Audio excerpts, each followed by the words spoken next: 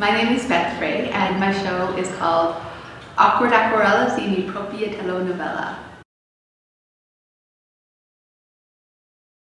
It's a show that comprises of many different works of drawings, sculptures, collage, and video. And in it, I'm kind of creating a world where boundaries are kind of broken between what human and animal or human and technology, and in which I also play a part in it. So I kind of integrate my own image into the work. My background is actually in a traditional painting and drawing, and that's what you'll see in the watercolor work, which I've been doing for a while. And then recently I've started integrating images made by artificial intelligence into my work.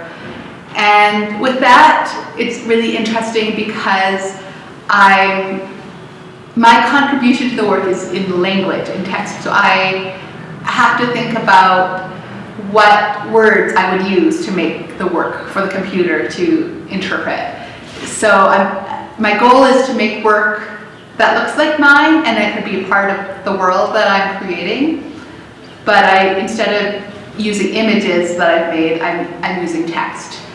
So I started working with the artificial intelligence only a few months ago, and at the time it was just something fun I was playing with online, and I didn't expect that to be a part of my practice, because I think I still am a little bit hesitant to use it. I ask myself, what is new with this? How can this just be more than one person playing with an artificial intelligence app because it's accessible to anybody?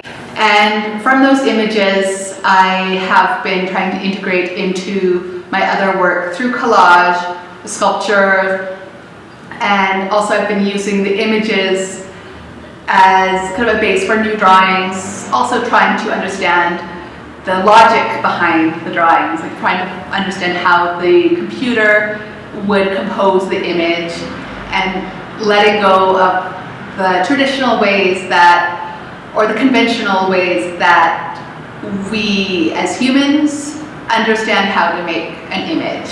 I don't think the technologies replace art, and I am optimistic that it won't completely do that. I think we still need the human touch when making art. And I think that's one reason that in this show I turned a lot of these images into collage that were just cutting and gluing and bringing back to the handmade and kind of imperfect. I'm more interested in things that are imperfect than things that are perfect. So it's the strangeness of it, because the technology isn't there yet to reproduce what humans can. So I'm interested in kind of the logic of how the computer will produce these images from the words, but I'm also interested in how we as humans interpret the images. Like, for example, one of the words that I put in here was berries. And fingers, baby fingers were there. So you can see the fingers, but they don't look exactly like it. And so I'm interested in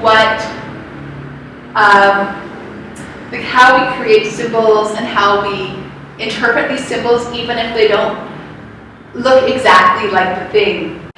And so the show is a mix of all of these aspects, and I'm kind of putting them together to create a world that is, I hope it to be fun, but also maybe disturbing, or trying to find those fine lines where it can be two different things at once that are contrasting.